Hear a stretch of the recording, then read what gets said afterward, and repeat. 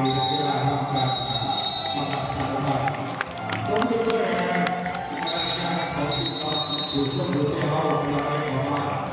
เป็นสนามแล้วเป็นคนแก่ที่นักกีฬาสอนเราที่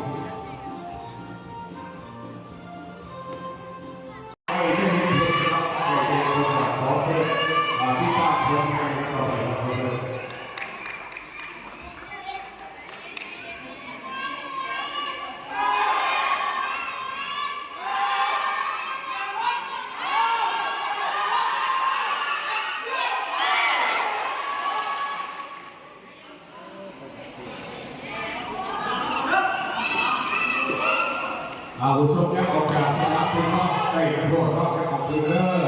ผู้ชมมาน้องไปของไก่มีอันแต่ผู้ฝึกทางนะครับเขามาไก่ตัวนักกีฬา